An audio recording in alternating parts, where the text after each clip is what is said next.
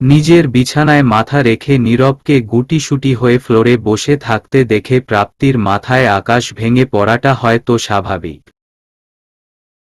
কিন্তু এত ভোরে নীরব এভাবে ফ্লোরে বসে ঘুমিয়ে আছে কেন সেটাই বুঝতে পারছে না প্রাপ্তি এবারে সমস্ত দ্বিধা কাটিয়ে একটু এগিয়ে এসে ভোরের আবছা আলোয় নীরবের মুখটা ভালো করে দেখার চেষ্টা করল। ছেলেটা কি সত্যিই ঘুমিয়ে আছে? কিন্তু এখানে কেন?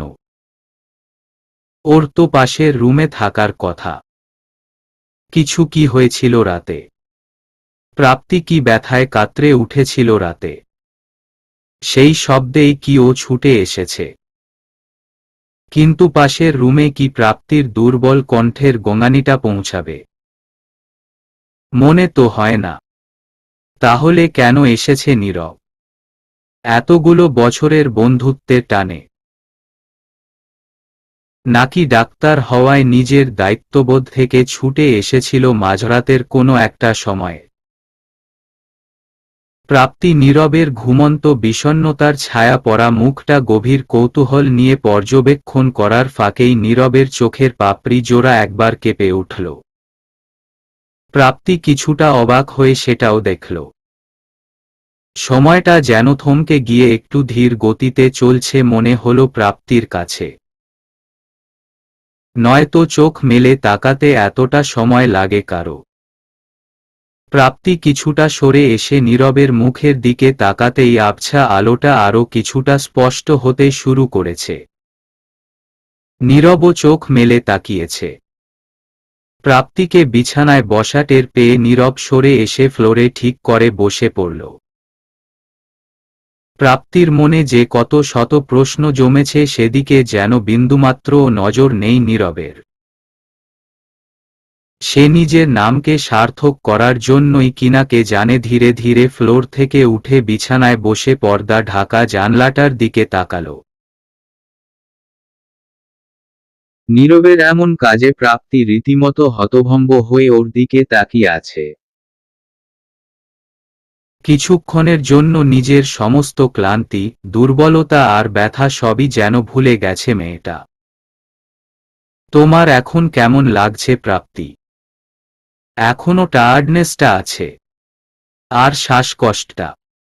নিঃশ্বাস নিতে আর কোনো কষ্ট হচ্ছে এখন? নীরবের এতগুলো প্রশ্ন এবারে কিছুটা কনফিউজড করে দিল প্রাপ্তিকে। তাহলে কি প্রাপ্তির কাল রাতেও শরীরটা খারাপ করেছিল?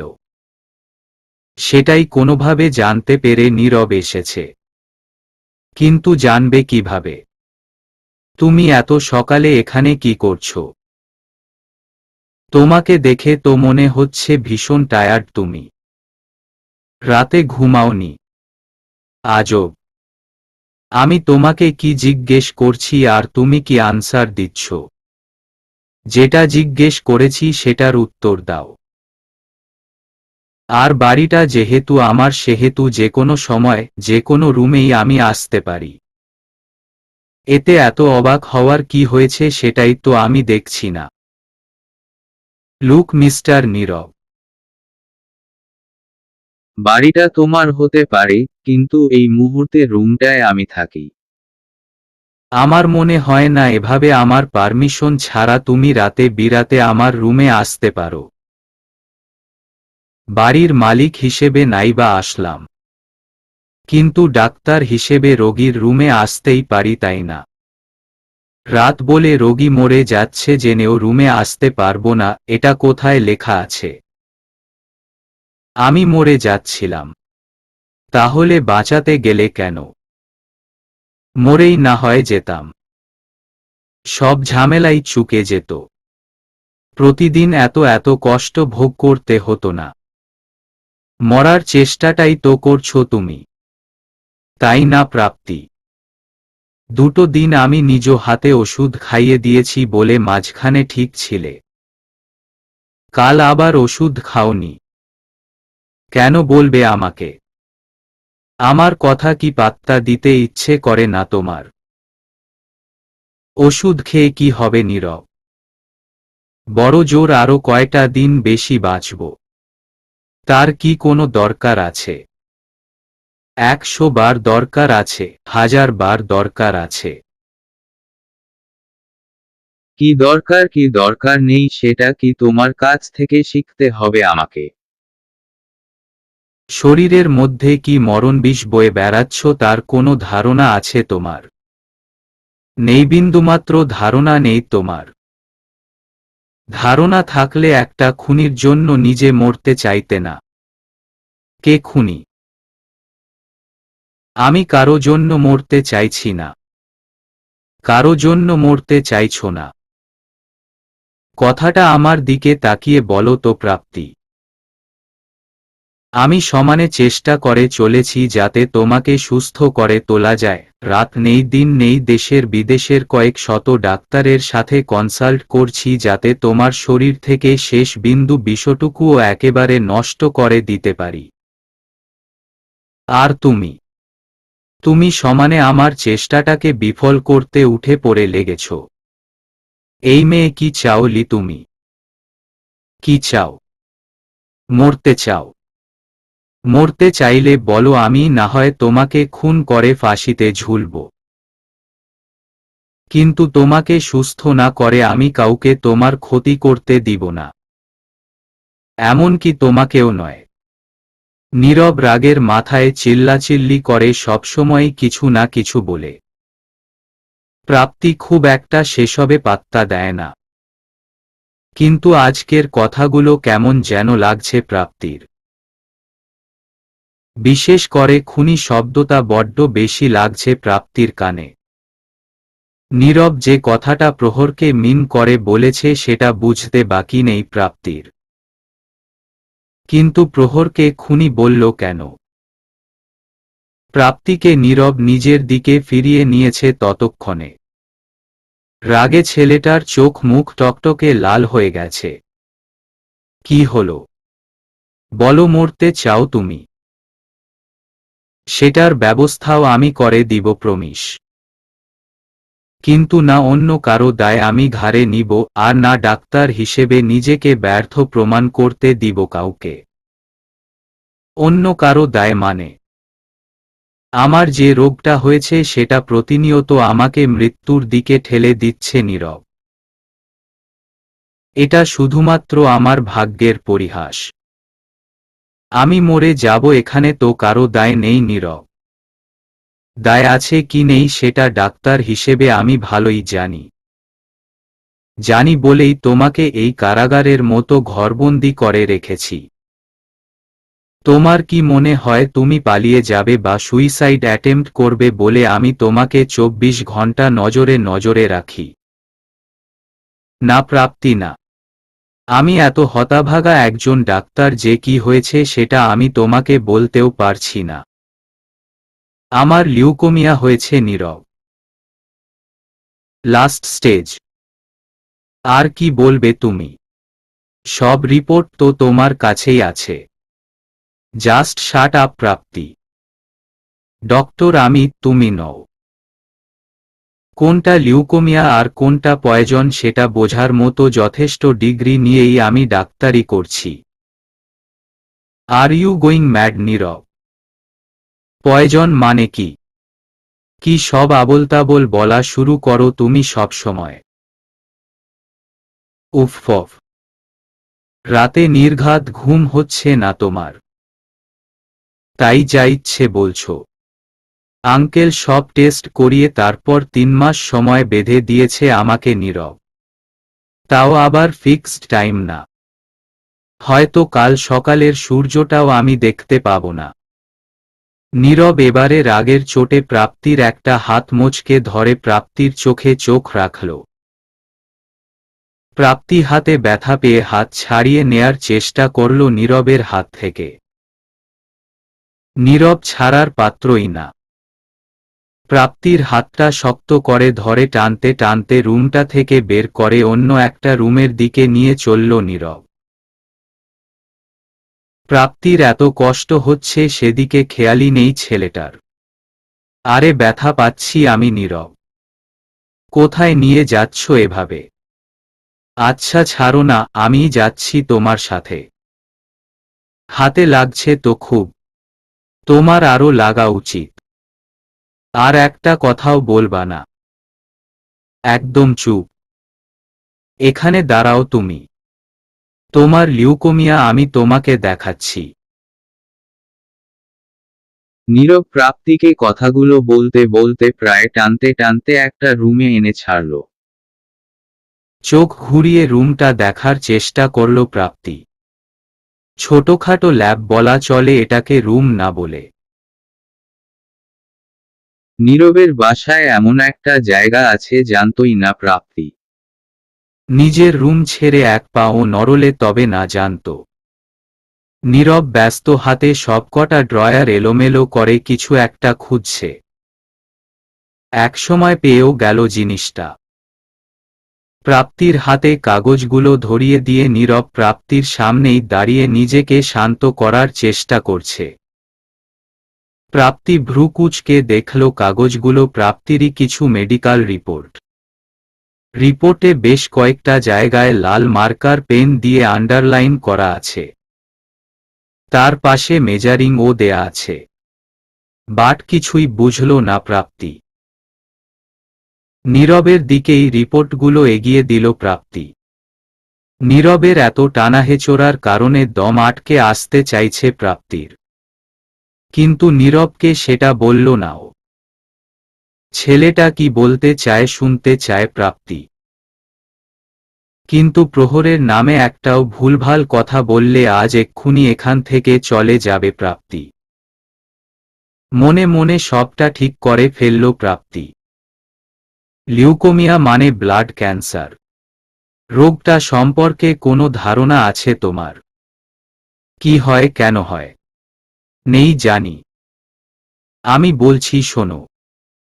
লিউকোমিয়া মেইনলি অস্থি মজ্জা বোনম্যারু এই পার্টিকুলার বডি পার্টের উপরে ইফেক্ট করে। ব্লাড ক্যান্সার কেন নাম এটার? কোজ এটা সরাসরি রক্তের উপরে প্রভাব ফেলে। রক্তের শ্বেত কণিকা, যেটা আমাদের রোগ প্রতিরোধের জন্য গার্ড হিসেবে কাজ করে, সেটাই এই রোগের সবচেয়ে বড় দুর্বলতা। রক্তে এই শ্বেত কণিকার এবনর্মাল বেড়ে যাওয়াটাই মূলত লিউকোমিয়া বা ব্লাড ক্যান্সার। কয়েক ধরনের ব্লাড ক্যান্সারের টাইপ আছে। আর এই রোগটাকে ডিটেক্ট করার নর্মাল যে ওয়ে সেটা হলো রক্তে শ্বেত কণিকা কতটুকু আছে তা জানা। তোমার ব্লাডে লিউকোসাইট মানে শ্বেত রক্ত কণিকা প্রায় 5500 এর মতো আছে প্রতি ঘন মিলি রক্তে। তো তুমি কি বলতে চাইছো? আমি কিচ্ছু বুঝতে পারছি না নীরব। এখন কি তুমি আমাকে ব্লাড ক্যান্সার নিয়ে লেকচার দিবে? 100 বার দিব। একজন সাধারণ মানুষের ব্লাডে প্রতি ঘন ml ব্লাডে 40,10,000 পর্যন্ত শ্বেত কণিকা থাকে। তাহলে তোমার ব্লাড ক্যান্সার কি করে হলো? আশ্চর্য। হয়তো কি আমার টেস্টে ভুল হয়েছে। আমি 3টা ল্যাবে টেস্ট করিয়েছি নিজে টেস্ট করাবার পরেও। লিউকোমিয়া হলে শ্বেত রক্ত কণিকা কত হতে পারে জানো তুমি?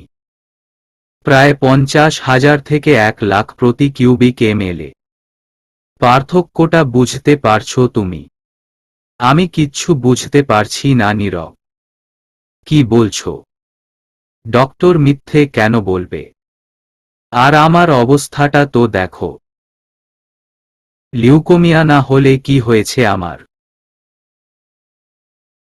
সেদিন দম আটকে সেন্সলেস হয়ে গেছি। কয়েকবার এমনটা হয়েছে জানো? কি সেসব? কি হয়েছে সে কথায় পড়ে আসছি। তোমার লিউকোমিয়া হয়েছে কিনা সেটায় আসি আগে।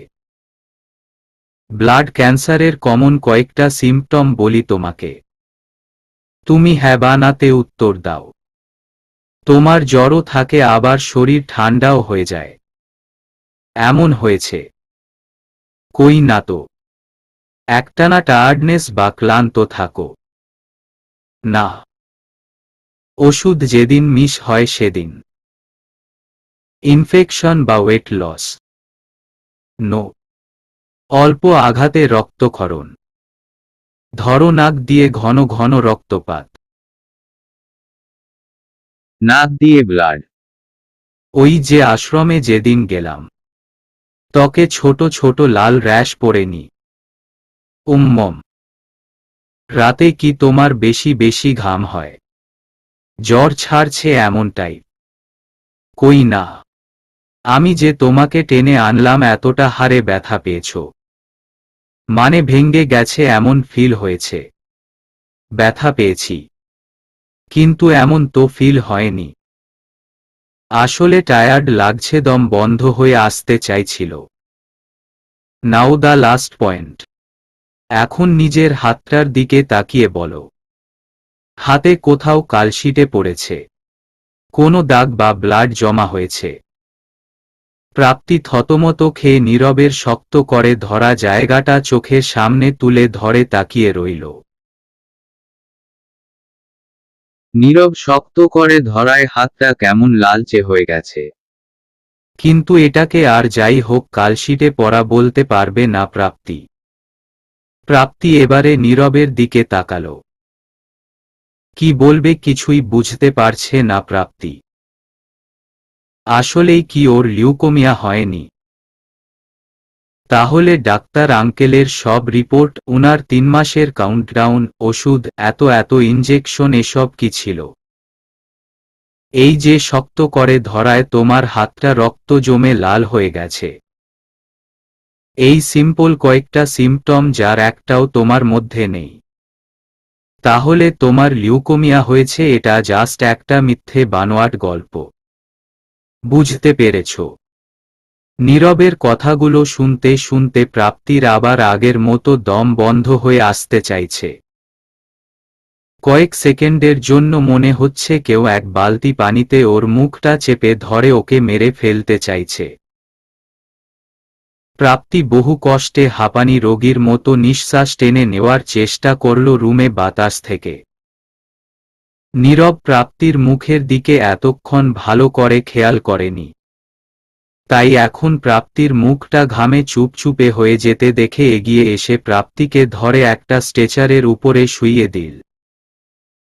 প্রাপ্তি কথা বলতে পারছে না, তবু দম আটকে আসার শেষ মুহূর্তে কিছুটা একটা বলল,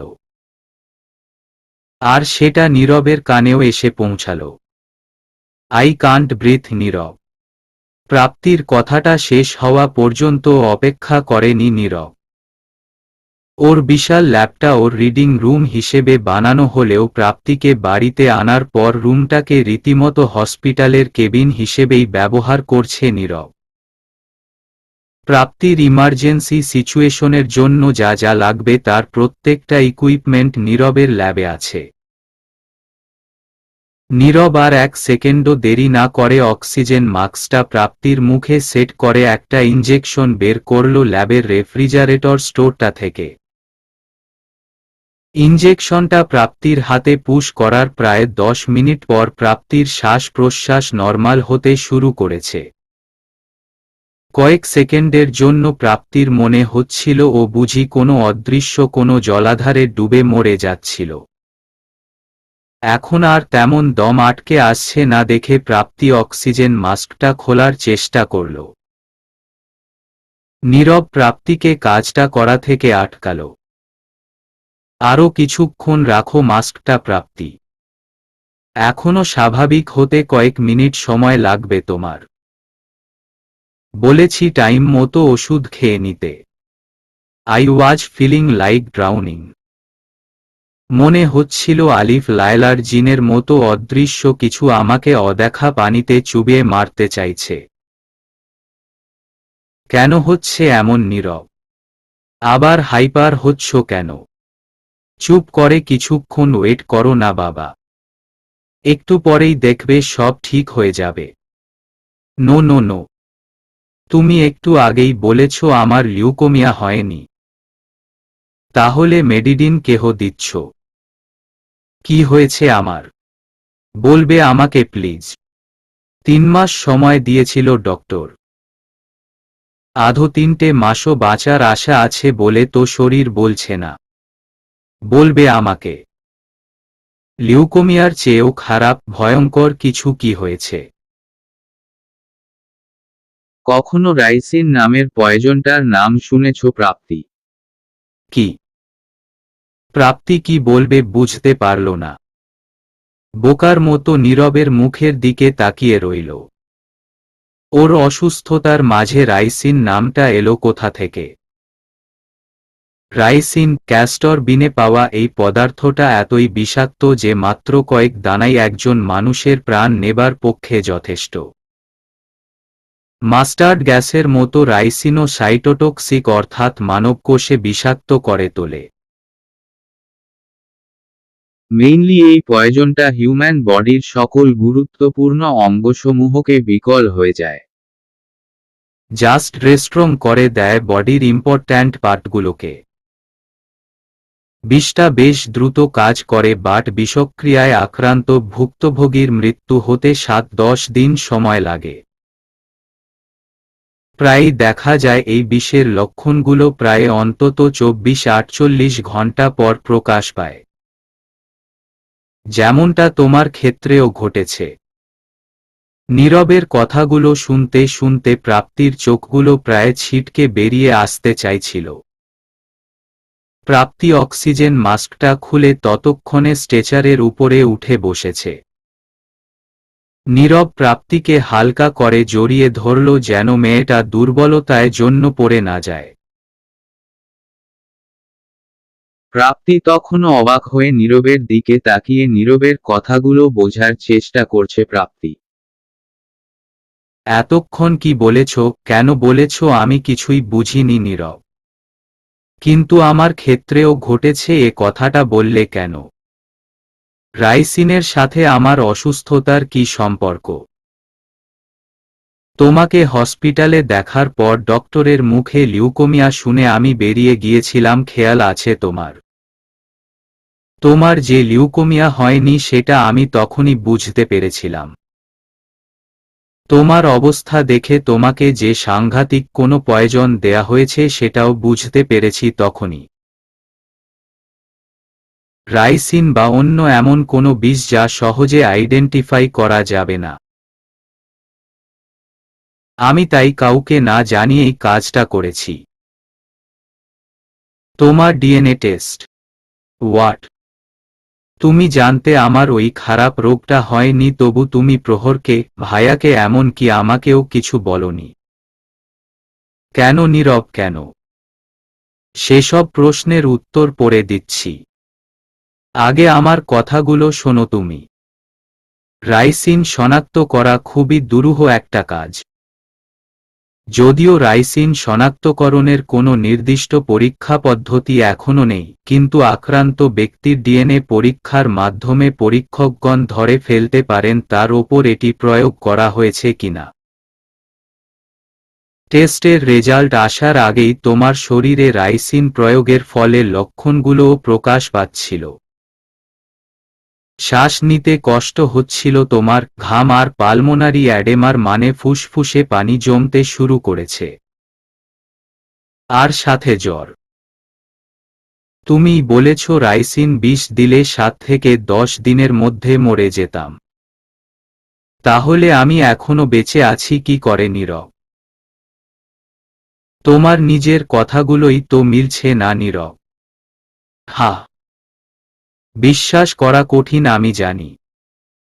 তোমাকে এত অল্প পরিমাণে পয়জন দেয়া হচ্ছিল যে তুমি টানা 1 সপ্তাহ পরেই মারা যেতে। কিন্তু এর মধ্যে আমি এসে পড়ায় হসপিটালে তোমাকে পয়জন দেয়া পসিবল হয়নি ওদের। আমি তোমার ব্লাডে রাইসিন দেখেই তোমাকে হসপিটাল থেকে মাঝরাতে নিয়ে প্রায় পালিয়ে এসেছিলাম। জানো ওই দিন রাতে তোমাকে না নিয়ে এলে কি ঘটত? ওরা তোমাকে পরের দিন সকালেই মেরে ফেলত। হোয়াট রাবিশ নীরব! কে মেরে ফেলতো আমাকে? কে বা কারা? আমি সেই তর্কে তোমার সাথে যেতে চাচ্ছি না। তোমাকে পরের দিন সকালে হসপিটালে না পেয়ে সবাই তোমার ডক্টরের বাসায় গিয়ে কি দেখেছে জানো? হি ওয়াজ ডেড। জাস্ট লাইক সবাই পৌঁছানোর কয়েক মিনিট আগে সে সুইসাইড করেছে। হাউ বোরিং স্টাইল, তাই না? সুইসাইড করেছে। কিন্তু কেন? গাধা মেয়ে। ওই লোক জীবনেও সুইসাইড করেনি। I'm damn sure he was murdered by someone. আর সেই সামওয়ানই তোমাকে মারার জন্য ডক্টরকে অ্যাপয়েন্ট করেছিল। কি? ইয়া। আরও একটা কথা কি জানো? আমার যত দূর মনে হয় ওরা তোমাকে হয়তো কিছুর কাছে মিক্স করে বিষটা দিচ্ছিল। তাই রিয়েকশন করতে সময় বেশি লাগছে। বা আই ডোন্ট নো। কিন্তু নিঃশ্বাসের সাথে বিষটা দিলে কি হতো ভাবতে পারছো তুমি? ধরো তুমি যাচ্ছ আর তোমার নাকের সামনে স্প্রে করে দিল। কি আর হতো? মরে যেতাম আর কি। ইয়া। মরে গিয়ে ওদের কাজটা সহজ করে দিতে। জাস্ট অসাধারণ। Do you have any idea আমি লাস্ট কয়টা দিনে কি মেন্টাল প্রেশার নিয়েছি তুমি জানো?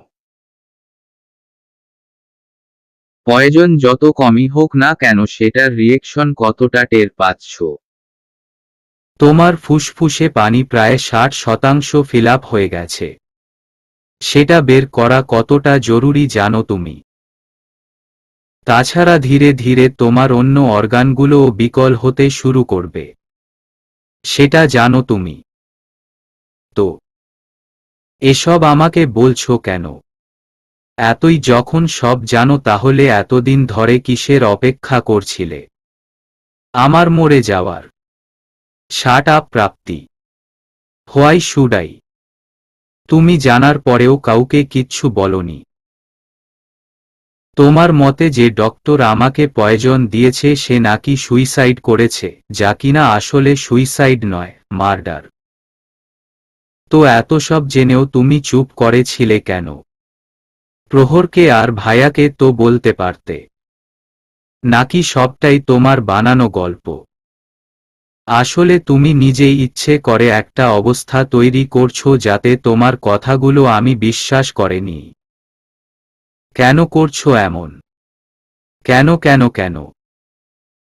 নীরব নিজের সর্বোচ্চ শক্তি দিয়ে প্রাপ্তিকে একটা চড় মারল। রাগে চোখ জোড়া লাল হয়ে গেছে ছেলেটার। প্রাপ্তি পড়ে যাচ্ছে দেখে নীরব প্রাপ্তিকে আবার আগের মতো আলগা করে ধরে রাখল। প্রাপ্তি দুর্বল শরীরে অবাক অবাক চোখে নীরবের দিকে তাকিয়ে রইল গালে হাত দিয়ে। প্রাপ্তির দিকে একনজর তাকিয়ে নীরব আবার নিজেকে সামলানোর চেষ্টা করল। তোমার ব্লাডে রাইসিন আছে কি নেই সেটার না হয় আবার ডিএনএ টেস্ট করে নিও। তোমার বিশ্বস্ত কোনো ল্যাবে। বাট এবার আমার কথা শোনো। আমি তোমাকে ভালোবাসি। কখন থেকে জানো নিশ্চয়ই। যখন স্কুলে তুমি প্রহরের পিছনে ছুটতে তখন থেকেই। জানো তো রাইট? আবার সেইম কথাগুলো কেন বলছো নীরব? তুমি তো জানো আমি প্রহরকে ভালোবাসি। শুধুমাত্র প্রহরকে। ইয়া। I know. আমি জানি তহমি প্রহরকে পাগলের মতো ভালোবাসো। আর অন্ধভাবে বিশ্বাসও করো। বাট আমি করি না। Yeah he is my best friend, but আমি ওকে বিশ্বাস করি না। You got you. কেন কেন কেন? ও আমাকে তোমার চেয়েও বেশি ভালোবাসে বলে। এত ঘৃণা করো তুমি প্রহরকে নীরব। ছি। আমি প্রহরকে ঘৃণা করি। গাধা মেয়ে। আগের দিনগুলোর কথা মনে করো প্রাপ্তি। তোমার সেন্সলেস হওয়ার সময়গুলো। তুমি 24 ঘন্টার মধ্যে প্রায় 14-15 ঘন্টা প্রহরের আশেপাশেই ঘুরঘুর করতে। তো আমাকে তুমি বুঝাও তুমি একটা দিনের প্রায় 15 ঘন্টা ওর পাশে থাকছো আর তোমাকে রাইসিন দিচ্ছে কেউ সেটা ও জানে না। কি করে? তো তোমার ধারণা প্রহরের অফিসের কেউ। Don't you get it? Prohor নিজে তোমাকে রাইসিন দিচ্ছে না এটার গ্যারান্টি কি? সেরকম হিসেব করলে তো আমার বাসার কেউ তো দিতে পারে। বাসার কে? তোমার ভাই।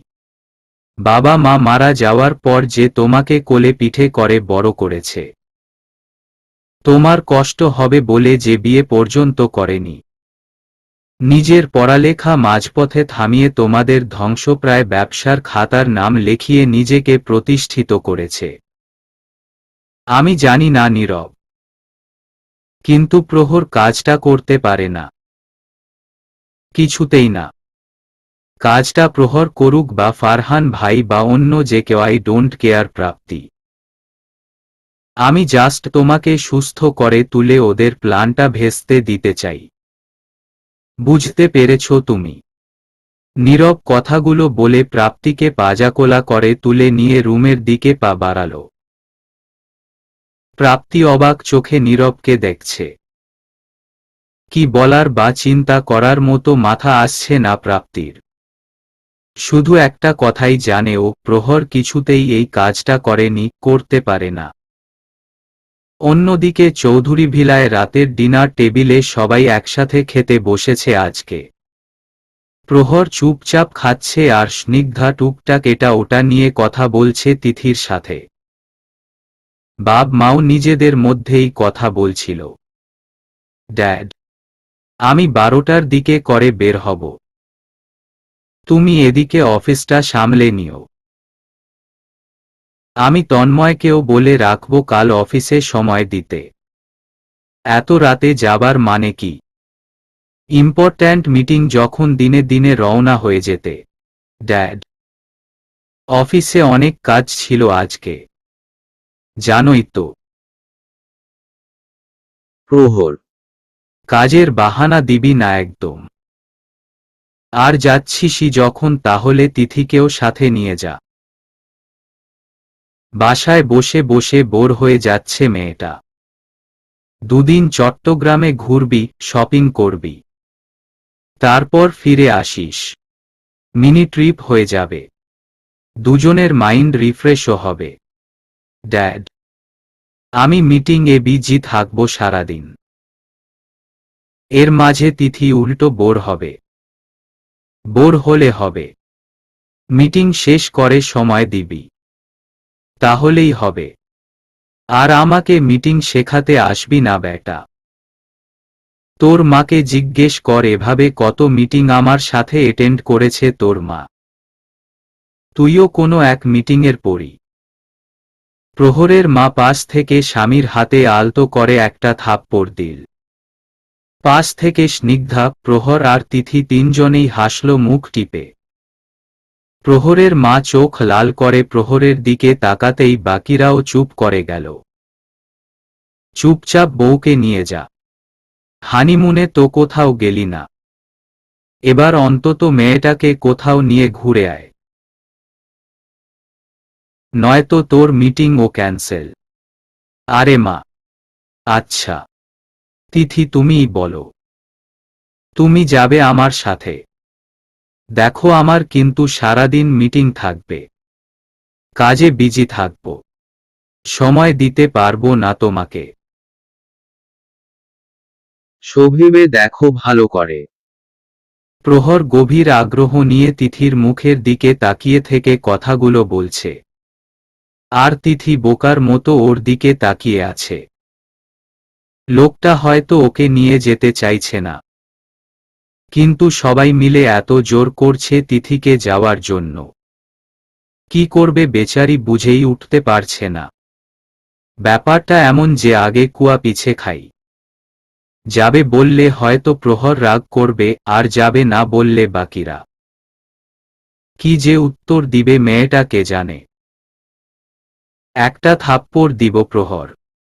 তুই মেয়েটাকে ভয় লাগানোর চেষ্টা করছিস কেন? ও যাবে।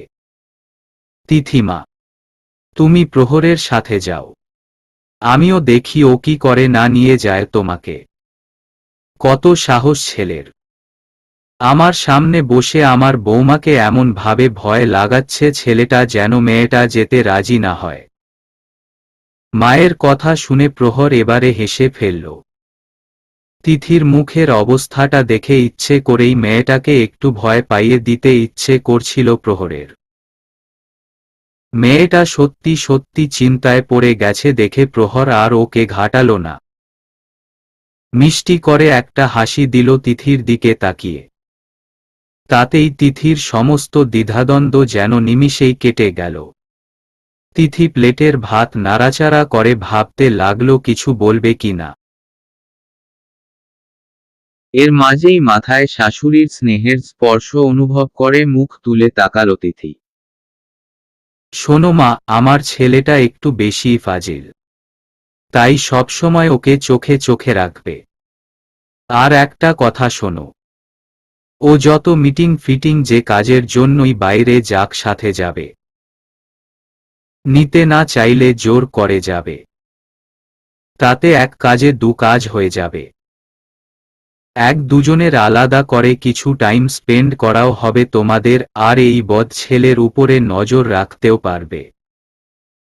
বলা তো যায় না মিটিংয়ের নাম করে কোথায় যাচ্ছে। বুঝলে বাবা? মা তাহলে তোমাকে পাহারা দিতে সাথে যায়। আর তুমি বেচারা ভাবো তোমরা মিনি হানিমুন মিনি ট্যুরের জন্য যাচ্ছ। কি কপাল বাবা তোমার। প্রহর, তোকে এবার আমি মারব ধরে। বদ ছেলে, বাবা মায়ের সাথে ইয়ার্কি হচ্ছে। এদিকে যে দেরি হচ্ছে সে খেয়াল আছে। তিথি: আর চিন্তা করতে হবে না মা, খাবারটা ঠান্ডা হয়ে যাচ্ছে তো বাবা, খেয়ে নাও জলদি। আর এই স্নিগ্ধা ভাবিকে সুন্দর করে সাজিয়ে দিবি যা। আরে মা, তোমার মেয়ে তিথিকে সাজিয়ে দিতে গেলে আজ আর আমাদের বের হওয়াই হবে না। হা, এর চেয়ে ভালো আমার বউকে আমি রেডি করে দিবনি। তিথির ব্যাগ প্যাকিংও তো করা লাগবে নাকি। চট্টগ্রামে শপিং মলের অভাব নেই মিস্টার প্রহর চৌধুরী। বাপের মতো কিপটেমি করবি না বলে দিলাম। যাব বাবা। বাবাকে কিপটে বললে নাকি আমাকে কিপটে বানাতে চাইছো মা? দেখেছো বাবা তোমার বউ কি শুরু করেছে। এই তিথি, তোমার খাওয়া হয়ে গেছে, চলো। তোমার শ্বশুর শাশুড়ি ঝগড়া শুরু করে দেয়ার আগে আমরা বিদায় হই, নইলে আজ আর যাওয়া হবে না আমাদের। কথা বলতে বলতে প্রহর আর তিথি দুজনেরই খাওয়া শেষ হয়েছে। তিথি আর প্রহর উঠে নিজেদের রুমের দিকে পা বাড়াতে গিয়েই শুনতে পেল প্রহরের বাবা মায়ের ঝগড়া শুরু হয়েছে। আর বেচারি স্নিগ্ধা দুজনের মাঝে পড়ার আগেই পালালো। তিথি থতমত খেয়ে সেখানেই থমকে দাঁড়িয়ে গেছে দেখে প্রহর তিথির একটা হাত টেনে তিথিকে নিয়ে রুমে চলে এলো। তিথি রুমে এসেও কি বলবে কিছু ভেবে পাচ্ছে না।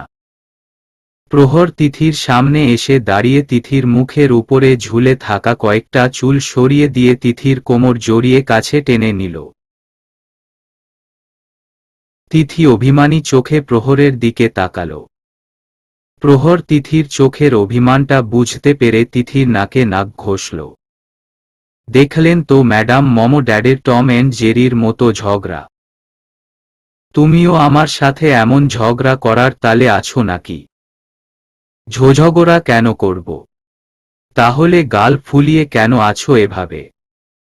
তোমাকে তো সাথে নিয়েই যাচ্ছি ম্যাডাম। এবার তো একটু মিষ্টি হেসে রেডি হও। নিচ্ছেন তো মায়ের কথায়? ওরে গোস্সা, দেখি দেখি বউয়ের অভিমানী মুখটা একবার। বাব্বা, কি রাগ তার, দেখি তাকাও তো বউ। উহু। তিথি এবারে কিছুটা লজ্জা পেয়ে প্রহরের বুকে মুখ লুকিয়ে নিল। প্রহর আলতো করে তিথির মুখটা দু হাতে তুলে ধরে তিথির চোখে চোখ রাখল।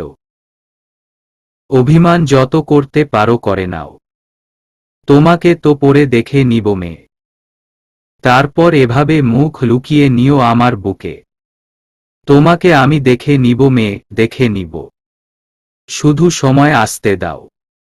তিথি কিছু বোঝার আগেই প্রহর তিথির ঠোঁটে ঠোঁট ডুবিয়ে দিয়ে সেকেন্ডের মাঝেই সরে এলো। তিথি পুরোই ভ্যাবাচ্যাকা খেয়ে প্রহরের কাজকর্ম বোঝার চেষ্টা করছে। প্রহর সেই ফাঁকে বিছানার উপরে রাখা একটা প্যাকেট থেকে গোল্ডেন কালারের একটা শাড়ি নিয়ে তিথির সামনে এসে দাঁড়িয়েছে। প্রহর তিথির পরনের শাড়িটার উপর দিয়েই তিথির গায়ে গোল্ডেন কালারের জর্জেটের শাড়িটা দিয়ে তিথির মাথায় ঘোমটা টানল। তিথি প্রহরের দিকে তাকালো আবার। বুঝলে বউ, এই শাড়িটায় আমার বউটাকে পুতুলের মতো লাগবে মনে হয়েছে। এখন লক্ষ্মী মেয়ের মতো পরনের শাড়িটা পাল্টে এটা পরে নাও। আমি লাগেজটা গাড়িতে রেখে আসছি, তারপর তোমাকে নিজের মতো করে সাজিয়ে দিব। নাকি শাড়িও পরিয়ে দিতে হবে ম্যাডামকে? না না, আমি পরে নিতে পারবো। That's like a good girl. Okay বউপাখি, শাড়ি বদলে নিন আপনি। আমি আসছি। আপনি এই শাড়িটা আমার জন্য এনেছেন। কখন আনলেন? আমি তো দেখতেই পাইনি। কখন? আরও অনেক অনেক সারপ্রাইজ পাওয়ার জন্য রেডি থাকুন বউ সোনা। আমি জানতাম বউ আমার সাথে যাবে, তাই এই শাড়িটা বের করে রেখেছিলাম বউয়ের পরার জন্য।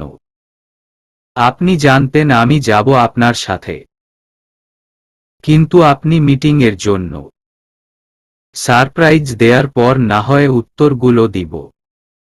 এনডিএস ম্যাডাম, আমি জানতাম মিটিংয়ের জন্য চট্টগ্রামে যাওয়ার সময় আমার বউ আমার সাথে যাবে, আর সারপ্রাইজগুলোও সেই হিসেবেই সাজিয়ে নিয়েছি আমি। আপনি তো আমাকে একবারও বলেননি সাথে যেতে। যেতে বলিনি কোজ, আমি জানতাম যেতে না বললেও মম ড্যাড তোমাকে আমার সাথে পাঠাবেই। আমি যদি যেতে রাজি চাইতাম। তিথির প্রশ্নটা শেষ হওয়ার আগেই প্রহর তিথির ঠোঁটজোড়া নিজের ঠোঁটের বাঁধনে আটকে নিল। তিথি চমকে উঠে প্রহরের হাত খামচে ধরে চোখ বুজে নিল। প্রহর তিথির ঠোঁটে আলতো করে ঠোঁট বুলিয়ে নিয়ে তিথির মুখের দিকে তাকিয়ে হাসল। তিথি লজ্জারাঙা চোখে একবার প্রহরের দিকে তাকিয়েই আবার চোখ নামিয়ে নিল। How can you miss our first honeymoon sweetheart? হানিমুনে বউ যেতে রাজি হবে না, এটা কি হতে পারে ম্যাডাম? বলুন। আপনি না বললেন মিটিংয়ে যাচ্ছেন। দুটোই সত্যি। মিটিংয়েও যাচ্ছি, আবার হানিমুনেও, এন্ড একটা সার্চ অপারেশনেও। মানে? কিসের? ম্যাডাম, কথা কম বলে তাড়াতাড়ি রেডি হয়ে নিন, নয়তো আমি রেডি করে দিতে হলে সব কিন্তু ক্যান্সেলও হতে পারে। সেটা কি ভালো হবে বলো? ধ্যাত, যান তো আপনি। জি ম্যাডাম, 10 মিনিট সময় দিলাম, এর মধ্যে রেডি হয়ে নিন। আমি দেখি আমাদের রিয়েল লাইফ টম অ্যান্ড জেরির ঝগড়া থামল কিনা। প্রহরের কথায় তিথি এবারে হেসে ফেলল। প্রহরও আলতো করে তিথির কপালে ঠোঁট ছুঁয়ে দিয়ে লাগেজ নিয়ে বেরিয়ে গেছে। আর তিথিও 10 মিনিটের মধ্যেই প্রহরের দেয়া শাড়িটা সুন্দর করে গায়ে জড়িয়ে নিয়েছে। শাড়িটা জর্জেটের বলে সামলাতে কিছুটা হিমশিম খাচ্ছে মেয়েটা, তবু শাড়িটা খুব পছন্দ হয়েছে তিথির। শাড়ির সাথে ম্যাচ করে হালকা কালারের লিপস্টিক আর চোখ জোড়া কাজলের কালিতে রাঙিয়ে নিল তিথি। আর ভাবতে বসল আর কি সারপ্রাইজ দেয়া বাকি আছে ভদ্রলোকের। এত পাগল লোকটা কিচ্ছু বলেনি, অথচ কত প্ল্যান করে ফেলেছে। আসলেই সারা জীবন মানুষটা এভাবে পাগলামি ভালোবাসায় ওর জীবনটা ভরিয়ে রাখবে তো। তাহলে বাকি জীবনটা হয়তো ভদ্রলোক কি সারপ্রাইজ দিবে সেটা ভাবতে ভাবতেই কেটে যাবে। রাতের অন্ধকার আর জানালার কাচের ফাঁক দিয়ে ঝিরঝির বাতাস, সব মিলিয়ে অদ্ভুত একটা ভালো লাগা কাজ করছে তিথির। সারাদিনের অতিষ্ঠ করা গরমের শেষে ঠান্ডা বাতাস এসে চোখ মুখ ছুঁয়ে দেয়ায় যতটা না আরাম লাগছে, তেমনি প্রথমবারের মতো এত রাতে কোথাও ঘুরতে যাওয়ার অনুভূতিটাও তেমনি আরামের মনে হচ্ছে তিথির কাছে।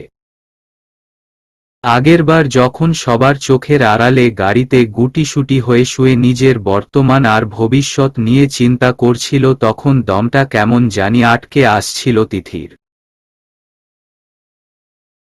আজকের অনুভূতিটা ঠিক তার উল্টো। রাতের অন্ধকার, পাশে প্রিয় মানুষের চেয়ে বেশি কি লাগে সুখে থাকতে। শাসা করে গাড়ি ছুটে চলেছে কোনো এক অজানার উদ্দেশ্যে। আর এই অজানা পথের অন্ধকার যাত্রায় নিজেকে এত ফুরফুরে লাগছে তিথির কাউকে বলে হয়তো বোঝাতে পারবে না মেয়েটা। সন্ধ্যের পরে এই প্রথম কোথাও যাওয়া বলে এত আনন্দ লাগছে ওর। নাকি প্রথমবার কোথাও বেড়াতে যাচ্ছে বলে এত আনন্দ লাগছে। তিথি বাইরের দিকে অন্ধকারের ঘুমন্ত শহরটার দিকে তাকিয়েছিল অবাক চোখে। এর মাঝেই কোমরে কারো হাতের স্পর্শ লাগতেই তিথি প্রায় লাফিয়ে ছিটকে সরে আসল। পাশে যে প্রহরও বসা আছে সেটা বেমালুম ভেলে গেছিল মেয়েটা। হঠাৎ করে তাই প্রহরের স্পর্শে চমকে গেছিল মেয়েটা। প্রহর তিথিকে এভাবে চমকে উঠতে দেখে হেসে ফেলল। আবার আলতো করে তিথির কোমর জড়িয়ে নিজের বেশ কিছুটা টেনে নিয়ে তিথির দিকে তাকালো প্রহর। তিথিও একটু লজ্জা পেয়ে প্রহরের দিকে তাকালো। আমি পাশে বসে তার লজ্জারাঙা মুখটা দেখার অপেক্ষায় বসে আছি। আর তিনি উল্টো দিকে মুখ ঘুরিয়ে রাতের অন্ধকার আর শহরের আলোর খেলা দেখছে। আমার দিকে তার তো কোনো খেয়ালই নেই। এসব মানব না আমি ওকে। কি করছেন প্রহর? ড্রাইভার ভাইয়া আছে সামনে। দেখছি তো। আছে তো কি হয়েছে? ভাইয়া শুনলে কি ভাববেছি? এই শোনো, আমার বউকে আমি যা ইচ্ছে বলতে পারি। তার জন্য আমার কাউকে দেখতে হবে না। বুঝলেন ম্যাডাম? আপনাকে আমি মাঝে মাঝে বুঝতেই পারি না। কখন আপনি রাগ করেন আর কখন আপনি হুম।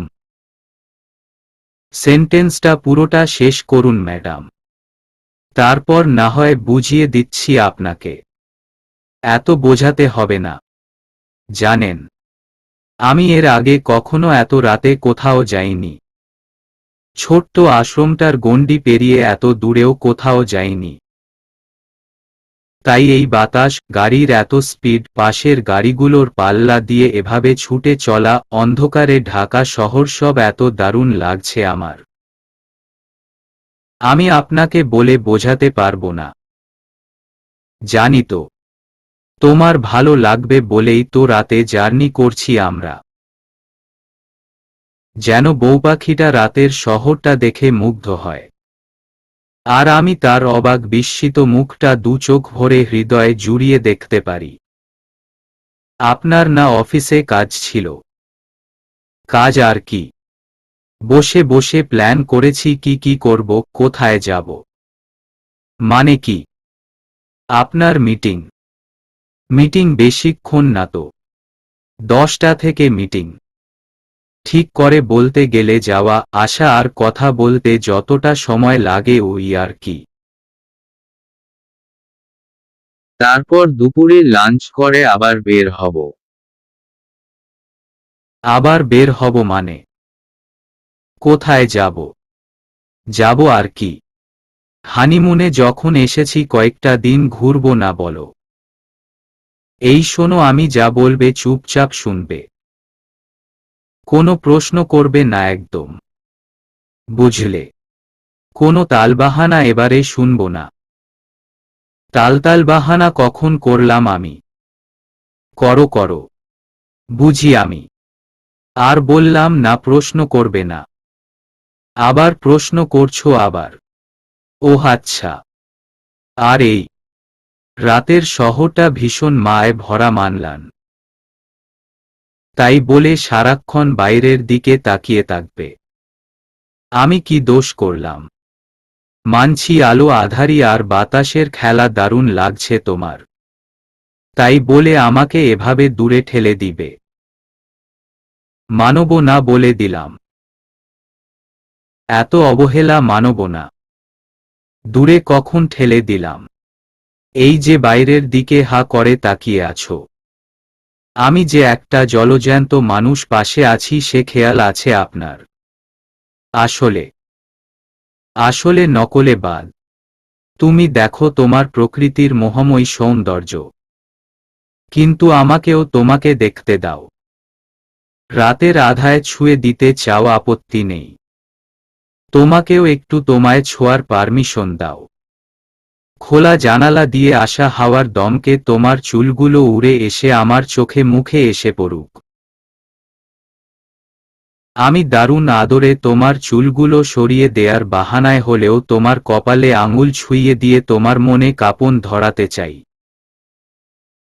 তুমি অবাক হয়ে চাঁদ, তারা, আলো, কালো, নদী, গাছ যা খুশি দেখো। আমি তোমার আঙুলে আঙুল রেখে তোমাকে নিজের মাঝে অনুভব করতে চাই। অনুভব করে নিতে চাই তোমার মনের হাসি, আনন্দগুলোকে, চেপে রাখা কষ্ট, কান্নার জলটুকুকে। অনুমতি দিবে নাকি লজ্জা ভাঙিয়ে এবারেও জয় করে নিতে হবে? প্রহরের কথাগুলোয় কি ছিল কে জানে। তিথি লজ্জা পেয়ে মুখ ফিরিয়ে নিল অন্ধকারের দিকে। চোখের কোণে কয়েক ফোঁটা জল চিকচিক করছে মেয়েটার। এবারের কান্নার বিন্দুগুলো হয়তো কিছু পাওয়ার, হয়তো নিজের করে পাওয়ার। প্রহরও সেটা বুঝতে পারল হয়তো, তাই মেয়েটাকে আর জ্বালালো না, আবার একলাও ছাড়ল না। তিথির আঙ্গুলে আঙুল ডুবিয়ে আরো একটু এগিয়ে বসল তিথির দিকে। তিথি একটু পর পর প্রহরের দিকে তাকাচ্ছিল, আর চোখে চোখ পড়তেই চোখ ফিরিয়ে নিচ্ছিল বাইরের দিকে। এই অনুভূতিটা বড্ড বেশি ভালো লাগছে প্রহরের কাছেও। মেয়েটার লাজুক চাহনি, ছোট খাটো অভিমান, নীরব অভিযোগ সবই বড্ড বেশি ভালো লাগে। ভালো লাগে বলেই আরেকটু জ্বালায় ওকে প্রহর। কিন্তু পাগলিটা এত কিছু বোঝে না একদমই। বাচ্চাদের মতো অভিমান করে, গাল ফুলায়। সকাল 6টার কিছুটা পরে ওরা চট্টগ্রামে এসে পৌঁছেছে। তারপর আগে থেকে বুক করে রাখা 5 স্টার হোটেলে এসে পৌঁছাতে আরো ঘন্টা খানেক লাগল। রুমটায় ঢুকে তিথি রীতিমতো আকাশ থেকে পড়ল। লিফটে করে আসায় টেরি পায়নি কয় তলায় উঠেছে। আর রুমটার কথা কি বলবে। বিয়ের পর প্রথমবার শ্বশুরবাড়িতে এসে যেমন সারপ্রাইজড হয়েছিল, আবার সেরকমই সারপ্রাইজ পেল তিথি। পুরো রুমটা মনে হয় বরফের গা লাগোয়া কোনো রাজপ্রাসাদ। বিছানার কাভার হতে শুরু করে রুমের টাইলসগুলো পর্যন্ত ধবধবে সাদা। তিথির কেন জানি মনে হচ্ছে এখানে দু এক ধুলো বালিও যদি থেকে থাকে সেগুলোও মনে হয় সাদা তুষারের মতো হবে। এত ধবধবে চকচকে হয় কি করে সবকিছু। তিথির কয়েক সেকেন্ডের জন্য মনে হচ্ছে দুনিয়ায় সাদার চেয়ে সুন্দর বুঝি আর কোনো রঙই হয় না। তিথির এত সব ভাবনার মাঝে প্রহর যে ওকে এতক্ষণ ধরে ওকে কিছু বলছে সেসবের কিছুই তিথির কান পর্যন্ত পৌঁছায়নি। প্রহরও আর তিথিকে বিরক্ত না করে নিজে ফ্রেশ হয়ে ইন্টারকমে খাবার অর্ডার করে। দেখল তিথি এখনো আগের মতোই চোখ বড় বড় করে চারপাশটা দেখছে। যা দেখছে তাতেই যেন অবাক হওয়ার মাত্রাটা আরো কয়েক গুণ করে বাড়ছে মেয়েটা। প্রহর এবারে এগিয়ে এসে তিথিকে পিছন থেকে জড়িয়ে ধরে কানে হালকা করে ফু দিয়ে তিথিকে কাঁপিয়ে দিল একবার। তুমি অবাক হও, কোনো আপত্তি নেই আমার। কিন্তু তোমার এত বিস্মিত হওয়ার মাঝে তুমি আমাকে ভুলে যাও কেন বলো তো বউ পাখি? ভুলিনি তো। শুধু ভাবছি, যা দেখছি, যা অনুভব করছি সবটা সত্যি তো, নাকি স্বপ্ন? তিথির কথাটা শুনে প্রহর বাঁকা একটা হাসি দিয়ে তিথির কানে হালকা করে একটা কামড় বসালো। তিথি বেচারি পুরো ভ্যাবাচ্যাকা খেয়ে সরে আসার চেষ্টা করতেই প্রহর তিথিকে বিছানার উপরে বসিয়ে দিয়ে নিজে পাশে এসে বসল। যদি কানে কারো ছোঁয়া ফিল করতে পারো তাহলে বোধ হয় স্বপ্ন নয়, বাস্তবেই আছো এখন। আর যদি ফিল না করে থাকো তাহলে বলো এবারের কামড়টা তাহলে আরেকটু জোরে দিব। তিথি বেচারি লজ্জায় পানি পানি হয়ে লাল হয়ে গেল। এত লজ্জা পেল যে কিছু বলার অবস্থাও নেই তিথির। অবশ্য কিছু বলার প্রয়োজনও হল না। এর মধ্যেই দরজায় নকের শব্দে প্রহর এগিয়ে গিয়ে রুমোরে বাইরে থেকেই খাবারটা নিয়ে এসে দুজনেই একসাথে খেয়ে নিল। প্রহর যত্ন করে তিথিকে খাইয়ে দিয়েছে আজ তিথিকে। অনেকখানি সুখ আর লজ্জা দুটোই এসে জমা হয়েছে তিথির মুখে। সেটা দেখতেই প্রহরের যত আনন্দ। খাওয়া শেষ হলে প্রহর ঘড়িতে দেখল 8:30টার মতো বাজে। তিথিকে বিছানায় শুইয়ে দিয়ে মাথায় আলতো করে হাত ছুঁয়ে দিল প্রহর। তিথিও বাচ্চাদের মতো মিটিমিটি চোখে প্রহরের দিকে তাকিয়ে থাকার ব্যর্থ চেষ্টা করছে। ঘুমে চোখ জোড়া কি টানছে। কিন্তু একটুও ঘুমাতে ইচ্ছে করছে না মেয়েটার। প্রহর এবারে একটু হেসে তিথির কপালে ঠোঁট ছুঁয়ে দিল। কিছুক্ষণ ঘুমাও না পাগলিটা। সারা রাত তো বাইরের দিকে তাকিয়েছিলে। এবারে অন্তত ঘুমাও। আবার তো বের হতে হবে নাকি? আপনার তো বেশিক্ষণ লাগবে না বললেন। আরে তাতে কি হয়েছে? আমি এলে না হয় ডেকে দিব। কেমন? তুমি ততক্ষণ ঘুমিয়ে নাও। আর শোনো, আমি না আসা পর্যন্ত যে যতই ডাকুক দরজা খুলবে না। কেমন? আচ্ছা। এবার লক্ষ্মী মেয়ে হয়ে ঘুমিয়ে যাও। আমি দরজা লক করে যাব ভিতর থেকে। হুম। তিথির শেষের কথাগুলো জড়িয়ে আসায় তিথি ঘুমিয়ে গেছে টের পেল প্রহর।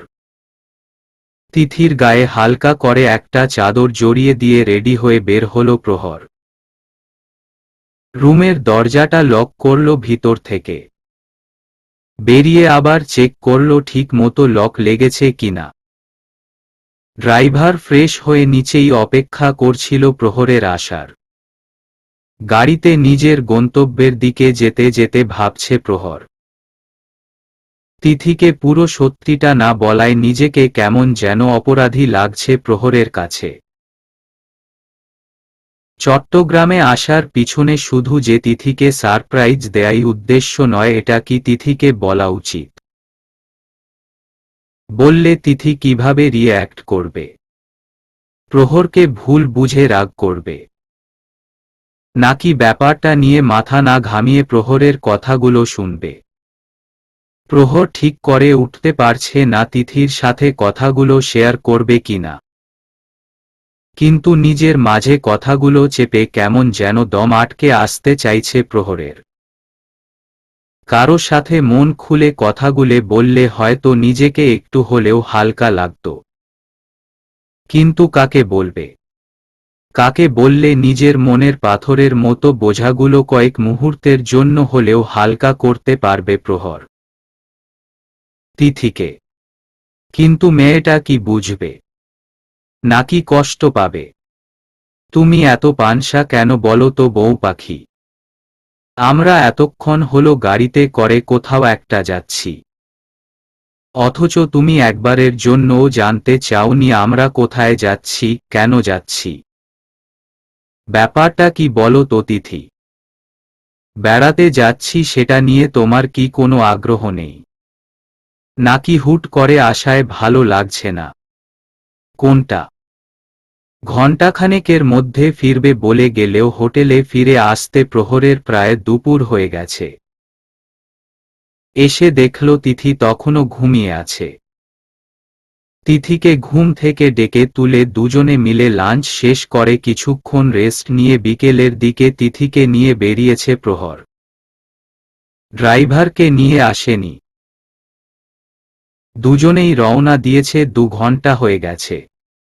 বিকেলের আলতো রোদ গায়ে মেখে তিথি চোখ বুজে সবুজ প্রকৃতির ঘ্রাণ নেয়ায় ব্যস্ত। আর প্রহর ড্রাইভিং করার ফাঁকে একটু পর পর তিথিকে দেখছে। মেয়েটা ওর দিকে এক নজর তাকাচ্ছেও না দেখে প্রহরের রীতিমতো রাগী হচ্ছে। আরও কিছুটা সময় চুপ করে থাকলেও নিজের রাগটা চেপে রাখতে পারল না প্রহর। কথাটা বেশ ঝাঝালো কণ্ঠেই বলে ফেলেছিল প্রহর। আর প্রহরের কণ্ঠস্বরটা শুনে তিথিও চমকে প্রহরের দিকে তাকালো। প্রহর যে রাগ করেই কথাটা বলেছে সেটা বুঝতে পেরে প্রহরের দিকে তাকিয়ে কি বলবে ভাবছে তিথি। যতটুকু চোখ যায় সব সবুজ আর সবুজ। কখন সেই সবুজ প্রকৃতির মায় হারিয়ে গিয়েছিল টেরি পায়নি তিথি। সবুজ গাছপালার চাদরে জড়ানো বিকেলের লালিমা সব মিলিয়ে এত মনোরম দৃশ্য তিথি কখনো দেখেনি। যারা প্রায়শই এই দৃশ্য দেখে অভ্যস্ত বা যারা এসব ছোটখাটো দৃশ্যে মুগ্ধ হয় না তাদের জন্য এই দৃশ্য হয়তো কিছুই না। কিন্তু তিথির নজরে এর চেয়ে সুন্দর হয়তো আর কিছু হতেই পারে না। তোমার নীরবতা কিন্তু আমাকে আরো বেশি বিরক্ত করছে তিথি। ভালো লাগছে না সেটা বলে দিতেই পারো। বেশি বিরক্ত লাগলে বলো, আমরা হোটেলে ব্যাক করি। আপনি রাগ করছেন কেন? আমার ভালো লাগছে না কে বলল? এই খোলা রাস্তা, সন্ধে হয়ে আসছে দেখছেন। সূর্যের লালিমা, মৃদু মন্দ বাতাস, আর পাশে আপনি বসে আছেন। আমার ভালো থাকার জন্য আর কি লাগে বলুন তো? আচ্ছা, সরি। তুমি অন্য দিকে মুখ ফিরিয়েছিলে, তাই মেজাজটা খারাপ হয়ে গেছিল। জানোই তো তোমার মিষ্টি হাসিমাখা মুখটা না দেখলে ভালো লাগে না আমার। আপনি কি কিছু ভাবছেন প্রহর? কিছু নিয়ে টেনশন করছেন মনে হচ্ছে। সব ঠিক আছে। মিটিং ঠিক মতো হয়েছে আপনার? আপনার স্বামী ঘণ্টাখানেকের কথা বলে প্রায় ৩-৪ ঘণ্টা পরে ফিরল। অথচ আপনি তাকে একবারও জিজ্ঞেস করলেন না কোথায় গেছে, কি নিয়ে মিটিং, এত সময় কেন লেগেছে। এসব কি ঠিক বলুন তো ম্যাডাম? এভাবে চললে ২ বছরেই আপনার সংসার বানের জলে ভেসে যাবে ম্যাডাম। ভেসে যাবে মানে কি? আমি জানি আপনি কাজে ব্যস্ত ছিলেন বলে আসতে দেরি করেছেন। এর বেশি আমার জানার বা ভাবার দরকার নেই। দরকার আছে ম্যাডাম। আপনাকে তো বলেছি আমরা এখানে একটা মিটিংয়ে এসেছি, তারপর তোমাকে নিয়ে কোথাও একটা যাব। আর একটা সার্চ অপারেশন। মনে আছে? কিসের সার্চ অপারেশন জানতে চাইলে না তো তুমি? কিন্তু আপনি তো প্রশ্ন করতে বারণ করেছেন।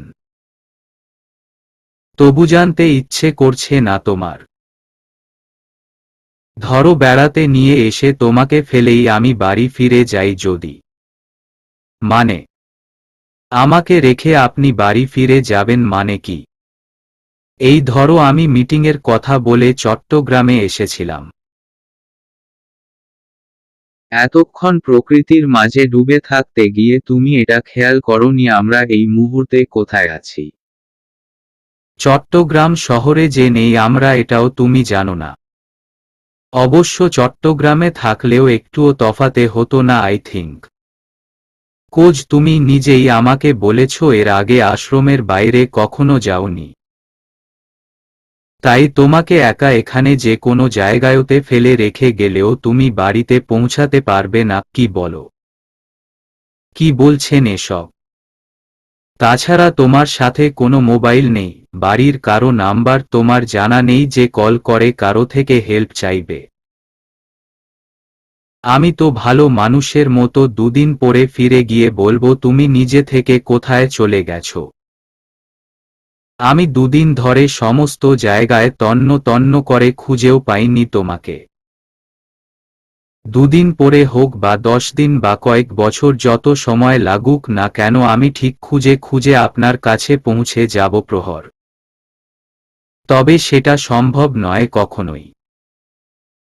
কারণ আমি জানি আপনি আমাকে ফেলে কোথাও যাবেন না। যেতে পারেনি না। কেন পারবো না? মনে নেই আমি কিন্তু নিজের ইচ্ছেও তোমাকে বিয়ে করিনি। অন্য কারো কথায়, অন্য কারো অনুরোধ রাখতে বিয়েটা করেছি।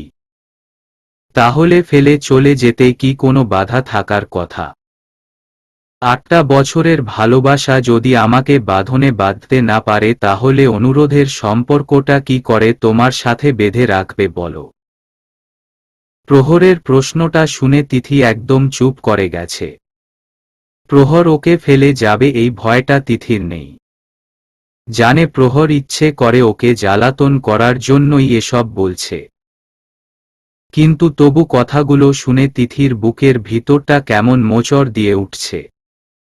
প্রহরকে হারানোর ভয় নাকি প্রহরের কথাগুলোয় কে জানে। তিথির চোখের কোণে আবার অভিমানী অশ্রুবিন্দু জমা হতে শুরু করেছে। তিথি একটা দীর্ঘশ্বাস গোপন করে জানলা দিয়ে আবার বাইরের দিকে তাকাল। পুরোপুরি সন্ধে হয়নি এখনো, তবে সন্ধে নামবে একটু পরেই। আসলেই তিথি জানে না ওরা কোথায় যাচ্ছে বা কেন যাচ্ছে। হয়তো প্রহরের কোনো কাজ আছে বা ওকে সারপ্রাইজ দিবে বলে। কিন্তু ওকে ফেলে রেখে লোকটা চলে যাবে না এটা নিশ্চিত জানে তিথি। কি হলো, মুখ ফিরিয়ে নিলে কেন?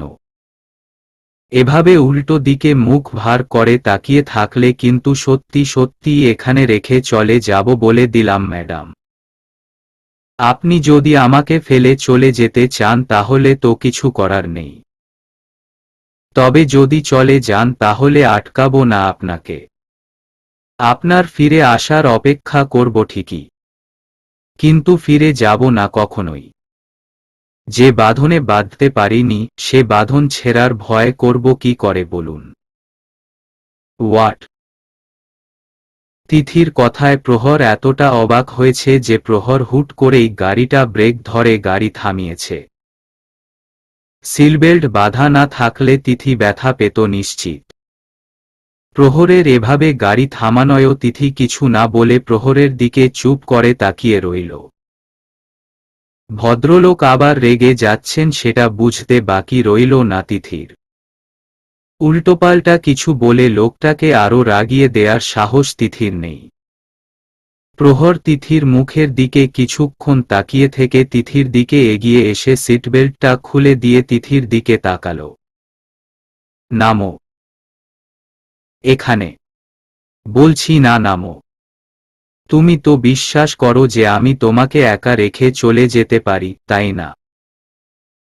তাহলে নামো। আমি চলে যাই। হ্যাপি। আমি কখন বললাম? বলছি না নামো। নামো গাড়ি থেকে। এতগুলো বকা খেয়ে তিথিরও এবারে রাগ হলো খুব। জেদ করে সত্যি সত্যিই গাড়ি থেকে নেমে গেল মেয়েটা। গাড়িটা হাইওয়ের প্রায় মাঝখানে দাঁড় করিয়েছে প্রহর। হাইওয়ের পাশে নিচু একটা রাস্তা নেমে গেছে। যতদূরে চোখ যায় সব সবুজ আর সবুজ। পাহাড়ে ঘেরা জায়গাটা সব যেন সবুজের খেলা। তিথি রাগ করে গাড়ি থেকে নেমে নিচু রাস্তাটা ধরেই হাঁটা শুরু করেছে। এবার আসুক ভদ্রলোক রাগ ভাঙ্গাতে পিছু পিছু। তিথি ওই পচা লোকটার সাথে একটা কথাও বলবে না। হুহ। নিজের মনে কথাগুলো ভাবতে ভাবতে বেশ কিছুটা সামনে এগিয়ে গিয়েছে তিথি। প্রহর পিছনে আসছে কিনা সেটাও ফিরে দেখছে না রাগ করেই। মিনিট 5-7 মতো যাওয়ার পর পাশ থেকে প্রহরের কণ্ঠ শুনতে পেয়েও শুনতে পায়নি এমন ভাব করে সামনের দিকে এগিয়ে চলল তিথি। আমি নাকি কাউকে ফেলে রেখে চলে যাব? এখন দেখছি তিনি নিজেই আমাকে রেখে পালিয়ে বেড়াচ্ছেন। ব্যাপার কি?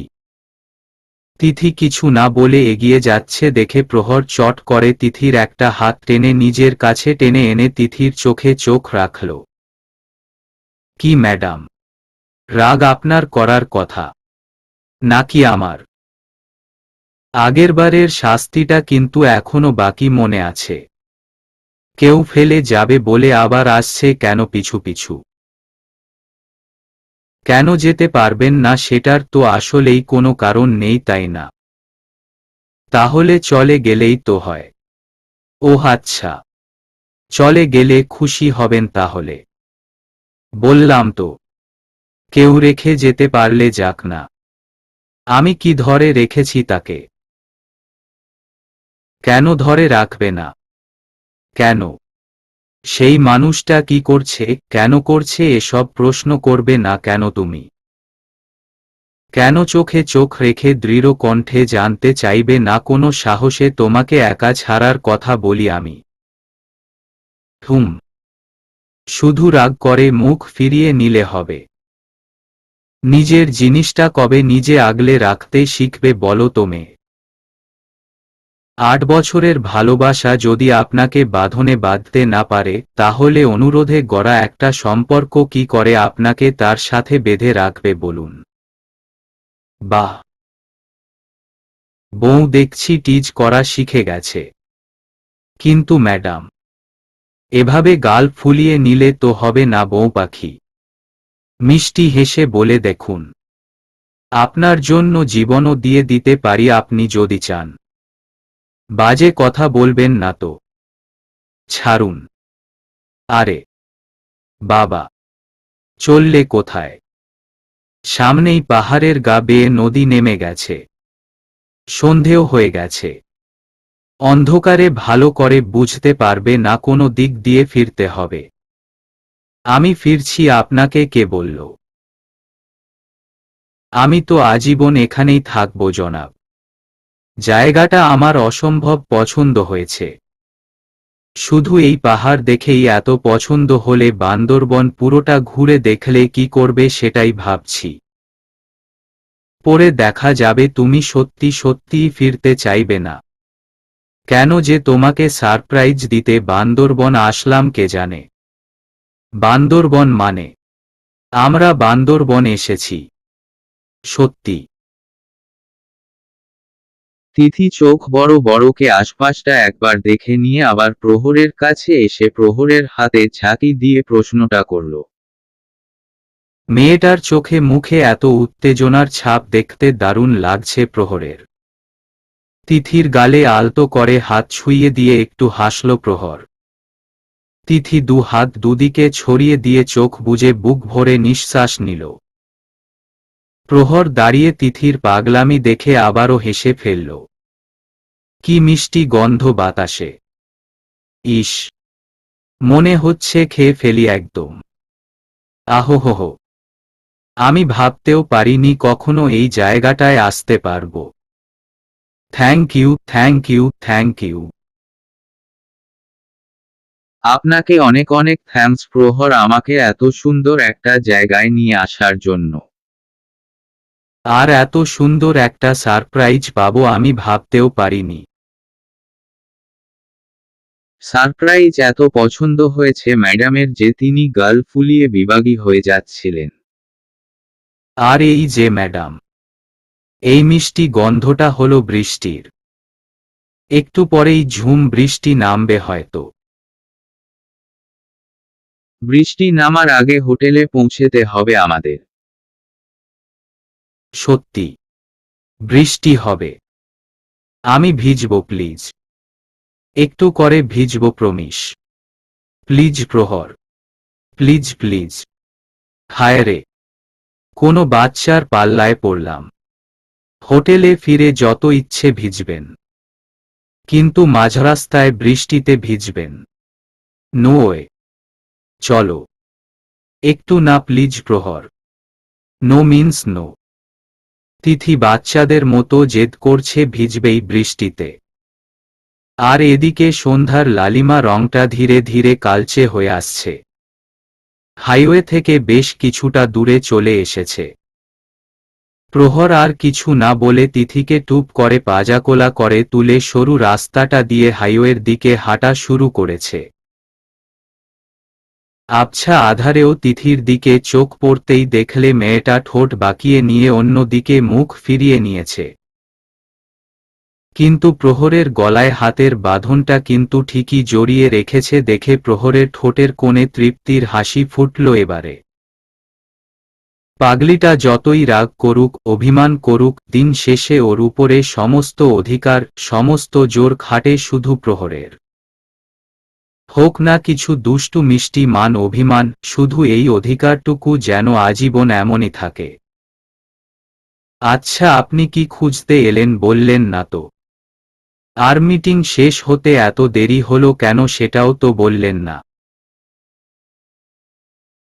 আমি না হয় জিজ্ঞেস করিনি। তাই বলে আপনি নিজে থেকে বলবেন না? এটা কেমন কথা? প্রহর তিথিকে নিয়ে হাইওয়ের দিকে রওনা হওয়ার পর আকাশের কালচে হয়ে ঘনিয়ে আসা মেঘের রাশিগুলোকে দেখতে পেয়েছে। বৃষ্টিতে যে ভদ্রলোক ওকে ভিজতে দিবেই না এটা বেশ বুঝতে পেরেছে তিথি। তাই প্রহরকে কথায় জালে আটকানোর চেষ্টা করলে মেয়েটা।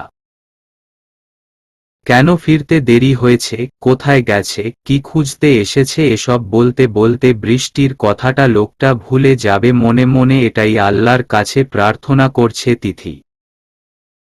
তিথির যে প্রহরের কাজ নিয়ে বা কেন এসেছে সেসব নিয়ে খুব বেশি চিন্তা আছে তেমনটা কিন্তু নয়।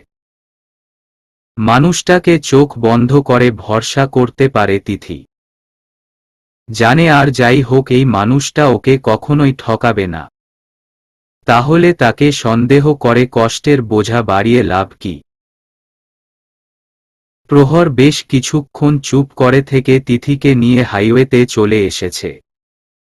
তিথিকে গাড়ির পাশে দাঁড় করিয়ে দিয়ে তিথির মুখের দিকে তাকালো প্রহর।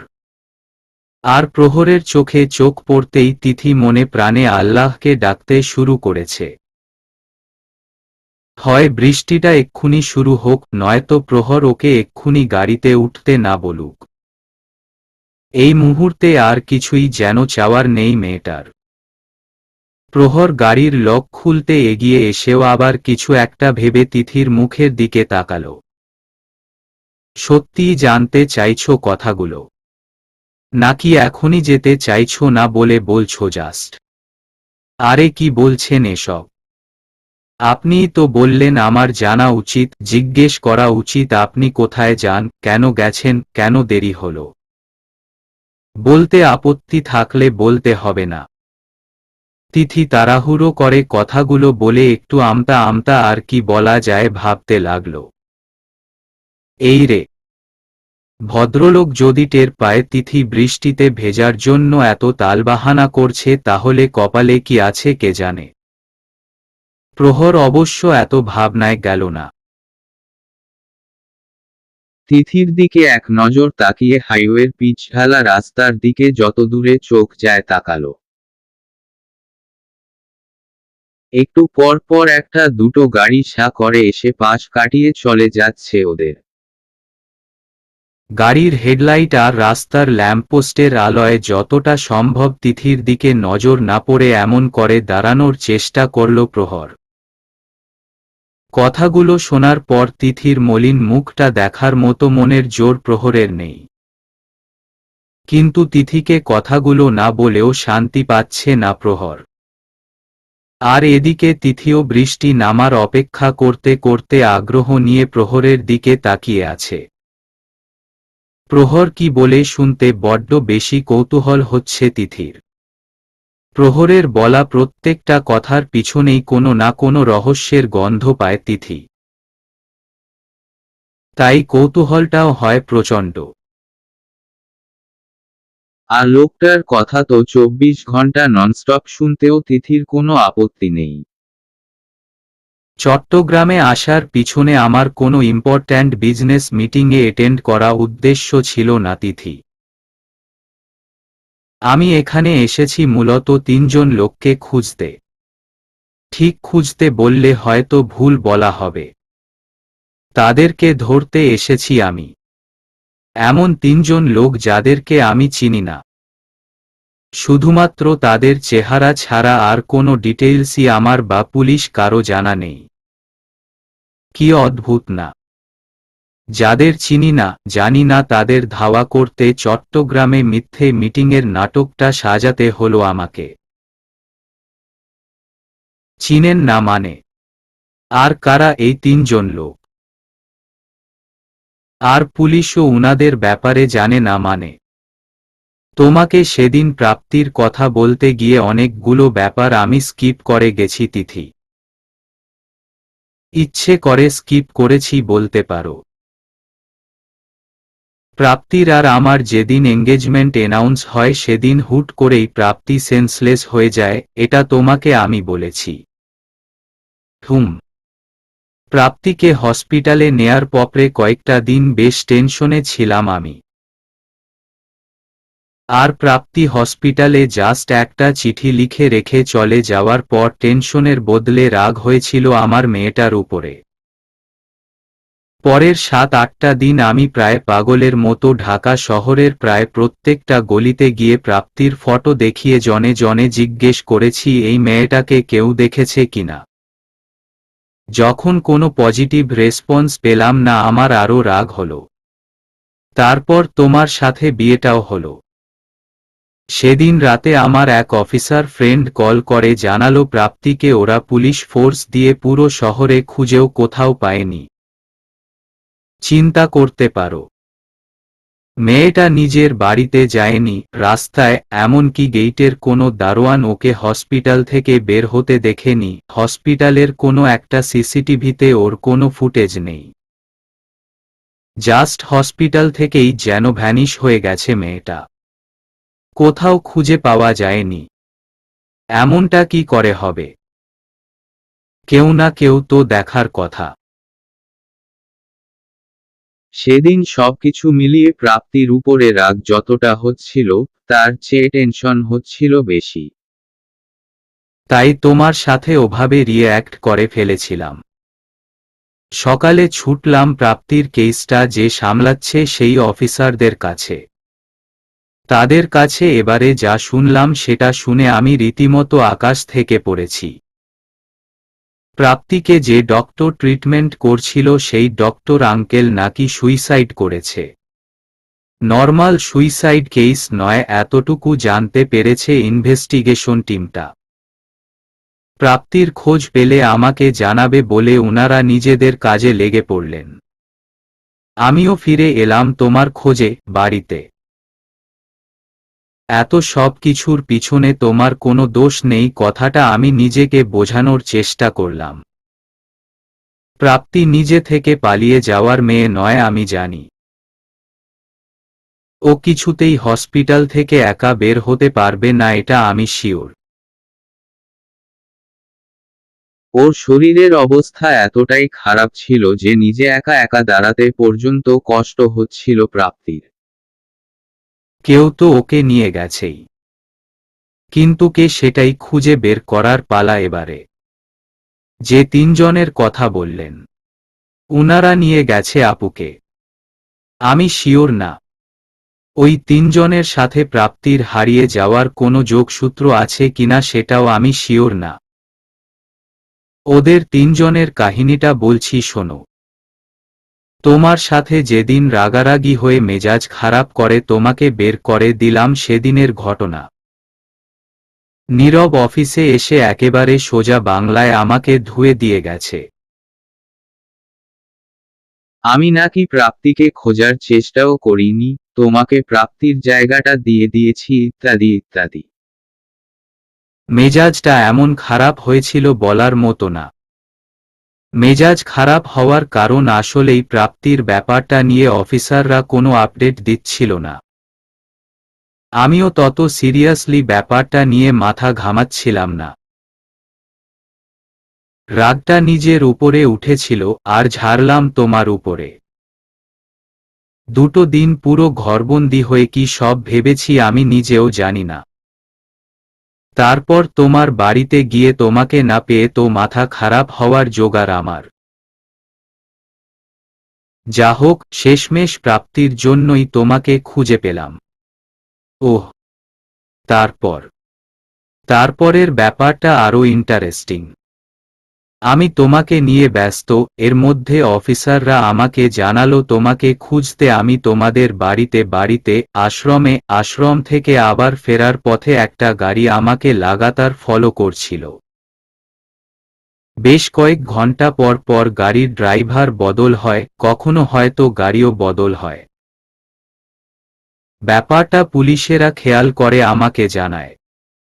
3 জনের ফটো দেখায়। আমার ঠিক মনে পড়ছিল না আগে কোথায় দেখেছিলাম এদেরকে। পরে মনে হলো হয়তো হসপিটালে দেখেছি। এরা 3 জন প্রাপ্তিকে হসপিটালে অ্যাডমিট করার দিন থেকেই আমাকে ফলো করেছে। Can you believe that? কি বলছেন? লোকগুলো এখন কোথায় তাহলে? পুলিশ ওদের অ্যারেস্ট করছে না কেন? সেখানেই তো সমস্যা। পুলিশের কাছে এই 3 জনের কারোই কোনো খবর নেই। অথচ আমি যেখানেই যাচ্ছি ওরা একজন না একজন আমাকে ঠিকই ফলো করতে চলে আসছে। ইভেন পুলিশ হেডকোয়ার্টার পর্যন্ত আমাকে ফলো করেছে।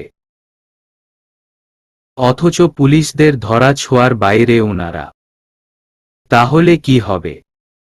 ওনারা আপনাকেই বা ফলো করছে কেন? সেটা আমিও ভাবছি। হয়তো ওরা চাইছে না আমি কোনোভাবে প্রাপ্তির খোঁজ পাই।